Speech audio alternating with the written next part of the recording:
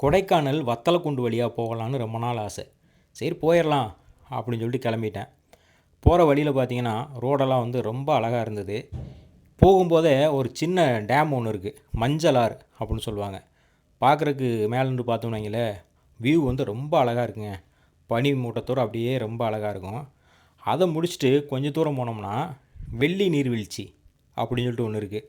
அது பார்த்திங்கன்னா மேலே தண்ணி அப்படியே சர சர சரன்னு கொட்டிகிட்டே இருக்கும். இங்கே வந்து நீங்கள் குளிக்கவோ எதுவுமே பண்ண முடியாது, வீடியோ எடுத்துக்கலாம், ஃபோட்டோ எடுத்துக்கலாங்க. அந்த மாதிரி இடம்.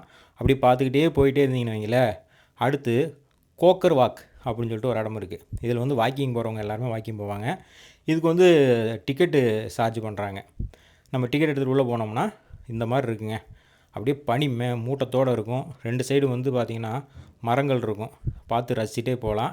இங்கே வாக்கிங் போகிறதுக்கு வந்து இதமாக இருக்கும். ஏன்னா அந்தளவுக்கு வந்து குழு குழுன்னு இருக்குங்க இந்த இடம். சரியான பள்ளத்தாக்கு அந்த சைடு. அதெல்லாம் வந்து கம்பி வச்சு நீட்டாக மூடி இருக்கிறாங்க. அதுக்கு அடுத்தபடியாக வந்து பார்த்திங்கன்னா அதுக்கு முன்னாடியே பிரயான் பூங்கா ஒன்று இருக்குது. அது வந்து நல்லா இருந்தது. அதுக்கு தான் நாங்கள் போனோம். அங்கேயும் வந்து என்ட்ரி டிக்கெட் நம்ம எடுக்கணும். எடுத்து உள்ளே போனோம்னு வைங்களேன், பூங்கா வந்து நல்லா இருந்தது. அப்படியே செடிகள்லாம் வந்து பச்சை பசேன்னு இருந்தது. ஏன்னா நாங்கள் போனது வந்து இந்த காலை நேரங்கிறனால நல்லா அழகாக இருந்ததுங்க. அப்படியே பார்த்திங்கன்னா உள்ளே எல்லாமே வந்து நீட்டாக பராமரித்து வச்சுருக்கிறாங்க. பார்க்குறதுக்கு நமக்கு வந்து ரொம்ப அழகாக இருக்கும். அப்படி உள்ளே போனீங்கன்னா உங்களுக்கு டைம் போகிறது தெரியாதுங்க. அந்த மாதிரி ஒரு இடம். நீங்களும் வந்து இந்த இடத்த வந்து பாருங்கள், ரசிங்க. கொடைக்கானலில் இதுவும் முக்கியமாக பார்க்க வேண்டிய ஒரு இடங்க இது.